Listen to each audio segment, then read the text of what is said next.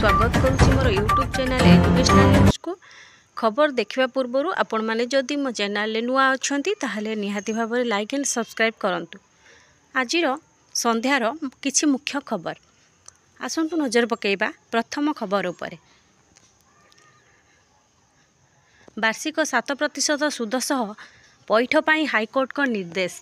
कटक जड़े अवसरप्राप्त कर्मचारी को तांकर प्राप्य ठारू अधिक अर्थ दिया परे ताहाकु फेरस्त नहीं जावाकु विरोध करी रुजु मामलें हाईकोर्ट पूर्णछेद पकाई 8 सप्ताह मध्य आवेदनकारी अवसरकालीन देयरू कटा जाइथिबा संपूर्ण अर्थराशि को वार्षिक 7% सुद सह फेरस्त करने को कटक जिला शिक्षा अधिकारी को निर्देश देइछंती हाईकोर्ट।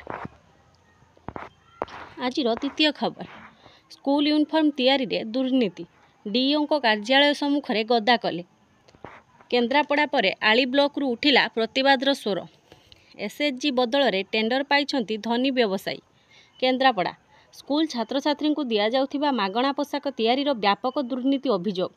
केन्द्रापड़ा जिला सदर ब्लॉक पर एबे आली ब्लॉक रे यूनिफॉर्म तैयारी टेंडर प्रक्रिया को नहीं प्रतिवादर स्वर उठिछि। छात्र छात्री यूनिफॉर्म बंटन दायित्व प्रदान समय स्वयं सहायिका गोष्ठी को अणदेखा करा जाई एसएमसी बा व्यावसायिक संस्था को अनुकंपा प्रदर्शन करा जाइथिबा अभियोग आसीछि। आज तृतीय खबर ट्रैफिक पोस्ट रे विद्युत आघात रे मृत्यु घटना। वार्षिक 6% सुद सह 2 लाख टंका क्षतिपूरण दियो हाईकोर्ट। कटक 16 वर्ष पर हाईकोर्ट रु मिलला न्याय।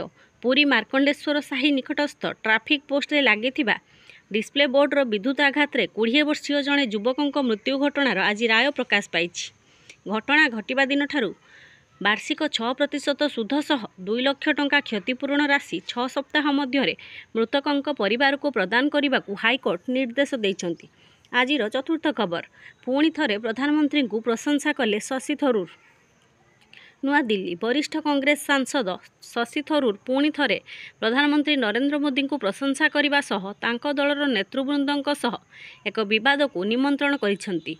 एक्स रे एक पोस्ट करी थिरुवनंतपुरम सांसद कहिसेंती दिल्ली रे तांको एक घरोई कार्यक्रम को निमंत्रण करा जायथिला जेउठारे प्रधानमंत्री मोदी विकास पाई भारतर अद्भुतपूर्व उत्साह उपरे कहिथिले। थरूर कहिसेंती प्रधानमंत्री गुरुत्वारोप करथिले जे भारत एबे केवल उदीयमान बजार होई नाही बरं यह विश्व पाई एक उदीयमान मॉडल ले परिणत होईछि। पुराना भिडियो रे लाल किला आक्रमणकारी बयान आत्मघाती बोमा विस्फोरण इस्लाम रे शहीद ऑपरेशन।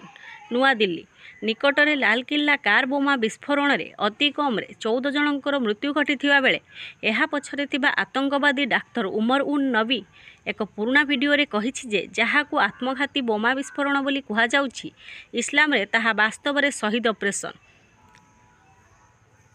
22 रे केंद्र शिक्षा मंत्री को धामनगर गस्त। धामनगर आसंता 22 तारीख रे केंद्र शिक्षा मंत्री धर्मेंद्र प्रधान धामनगर गस्तरे आसुछंती। तांको गस्त को सफल धामनगर ब्लॉक सम्मिलनी कक्ष रे प्रशासन पक्षरु आयोजित प्रस्तुति बैठक रे स्थानीय विधायक तथा उच्च शिक्षा मंत्री सूर्यवंशी सूरज जोग देइथिले। केंद्र मंत्री 22 तारीख सकाळे आसी ऐतिहासिक पीठ तथा पर्यटनस्थली मुस्तफापुर पंचायत गोहिराटिकी रे पहुंचीबे। एठारे उत्कल प्रदेशर शेष स्वाधीन राजा मुकुंद देव प्रतिमूर्ति मालिका वर्णित अर्जुन वृक्ष गोहिराटिकिरी मठ बुली देखिबे। 21 रे कैबिनेट बैठक आसंता नवेम्बर 21 तारीख रे राज्य कैबिनेटर गुरुत्वपूर्ण बैठक बसिबो। एही दिन मंत्री परिषद बैठक बसी आसंता विधानसभा अधिवेशन रे उपस्थापन हेबाकु थिबा अतिरिक्त बजेट लागि चिठा प्रस्ताव गृहीत हेबो। मुख्यमंत्री मोहन चरण माझी अध्यक्षतार अनुष्ठित हेबाकु थिबा राज्य कैबिनेट बैठक रे 7टी विभागर प्राय 9टी गुरुत्वपूर्ण प्रस्ताव आसिबाकु प्राथमिक पर्याय रे स्थिर होई अछि। दुर्नीतिर छाई ठारू जिलापाल दूर रे रुहंतु। अवहेला दुर्नीति और अपारगता को प्रश्रय देविनी। वार्ड मेंबर को विधायकों भली सम्मान दिया जाऊ। मार्च सुधा गादी माड़ी बसिथिबा अधिकारी बदली। ओडिशा रे सबु सरकार कार्य लगी परामर्श। सबुदिनिया अभियोग शुणाणी व्यवस्था करा जाऊ। टेक्नोलोजी को कामरे लगाई सेवा जोगाओ। लोकों को लगी सोशल मीडिया साहाय्य नियो। मिशन पावर 2027 सुधा सबु गाँ को सबुदिनिया रास्ता बिजुली और पानी। अवहेला दुर्नीति और अपारगता को प्रश्रय देविनी कहिसेंती मोहन माझी। वार्ड मेंबर को विधायक भली सम्मान दिंतु। साधारण लोकटीर कथा धैर्यर सह शुणु और तांको समस्यार समाधान पाई चेष्टा करंतु। यह ही सुशासनर मूलदुआ। विधायक और सांसद द्वारा शिक्षक बदली की सुपारिश मामला प्रति जवाब दाखल शेष सुजोग। कटक विधायक और सांसद 15 जन शिक्षकों बदली पाई सुपारिश करने निष्पत्ति को विरोध करी आगत एक मामलें ओडिशा हाईकोर्ट शुणाणी करी राज्य सरकार और अन्य प्रतिपक्षी मानक प्रति जवाब दाखल पाई शेष सुजोग देइछंती। 16 वर्ष सेवा परे मध्य अस्थायी आवेदनकारी को नियमित करने को निर्देश।